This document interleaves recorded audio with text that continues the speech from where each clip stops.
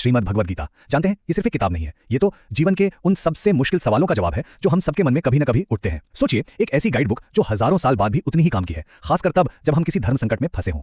कभी सोचा है, जिंदगी में एक ऐसा मोड़ भी आता है जब सही क्या है और गलत क्या, ये तय करना लगभग नामुमकिन सा लगता है, जब हमारा फर्ज हमारी अपनी ही भावनाओं के खिलाफ खड़ा हो जाता है। बस इसी एक सवाल से, इसी एक कश्मकश से गीता का वो महान संवाद शुरू होता है। तो चलिए चलते हैं उस मैदान में। मंजर है कुरुक्षेत्र का, इतिहास का सबसे भयंकर युद्ध बस शुरू होने ही वाला है। जरा सोचिए, एक तरफ पांडव, दूसरी तरफ कौरव, मतलब भाई भाई के खिलाफ खड़ा है, शिष्य अपने गुरु के खिलाफ। हवा में न सिर्फ तनाव और एक अजीब सी अनिश्चितता घुली हुई है। और ठीक इसी पल पांडवों के सबसे बड़े योद्धा अर्जुन, उनके हाथ कांपने लगते हैं। वो अपने सामने अपने ही रिश्तेदारों, अपने दोस्तों को देखते हैं और हथियार डाल देते हैं। अपने सारथी भगवान श्री कृष्ण से कहते हैं, हे कृष्ण, मैं अपने ही लोगों के खिलाफ ये युद्ध नहीं कर सकता, मुझसे नहीं होगा। गीता का जो पहला अध्याय है ना, वो इसी मानसिक हालत को अर्जुन विषाद योग का नाम देता है। पर ये सिर्फ अर्जुन का दुख नहीं था, ये तो हम सबका संघर्ष है। वही उलझन जो फर्ज और भावनाओं के टकराने से पैदा होती है ना?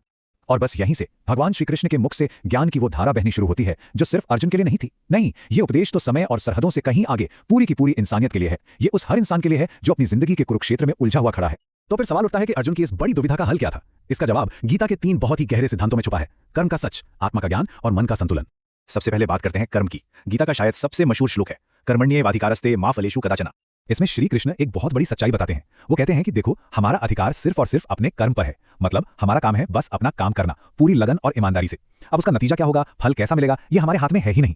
तो फिर उसकी चिंता करके खुद को परेशान क्यों करना? बस अपना काम करो और आगे बढ़ो।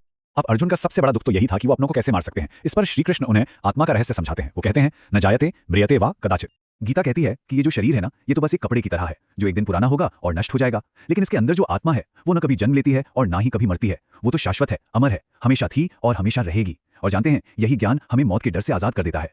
इसके बाद कृष्ण एक और बहुत गहरी बात समझाते हैं। वो कहते हैं, योगस्थः कुरु कर्माणि, यानी योग में स्थित होकर अपने काम करो। लेकिन रुकिए, यहाँ योग का मतलब कोई एक्सरसाइज नहीं है। गीता के हिसाब से असली योग है मन का संतुलन। मतलब चाहे जीत मिले या हार, सुख आए या दुख, हर हाल में मन को शांत और स्थिर रखना। यही वो संभाव है जो हमें जिंदगी की किसी भी चुनौती का सामना करने की असली ताकत देता है। तो अब ये सब सुनकर सवाल उठता है कि भाई, ये हजारों साल पुराना ज्ञान आज के इस भागदौड़ भरी जिंदगी में हमारे किस काम का है? सच कहूं तो ये आज पहले से भी कहीं ज्यादा जरूरी हो गया है। देखिए, गीता को सिर्फ एक धार्मिक किताब समझना इसकी असली गहराई को कम आंकना होगा। ये असल में आज के जमाने के लिए एक लाइफ मैनेजमेंट की सबसे बेहतरीन गाइड बुक है। एक ऐसी किताब जो स्ट्रेस, एंजाइटी और कंफ्यूजन जैसी हमारी रोजमर्रा की मुश्किलों से निपटने के प्रैक्टिकल तरीके बताती है। तो अगर हम पूरी गीता का सार निकालें तो वो क्या है? गीता हमें यही तो सिखाती है कि बिना फल की चिंता किए अपना फर्ज निभाते चलो। यही सबसे बड़ा धर्म है।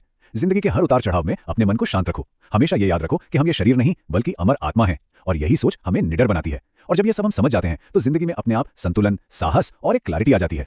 और एक बहुत ही मशहूर बात जो गीता से निकल कर आती है, जो हुआ वो अच्छा हुआ, जो हो रहा है वो अच्छा हो रहा है, जो होगा वो भी अच्छा ही होगा। ये संदेश हमें अतीत के पछतावे और भविष्य की चिंता, इन दोनों से आजाद करता है। यह हमें सिखाता है कि जो हो रहा है उसे स्वीकार करो और अपना पूरा ध्यान सिर्फ अपने आज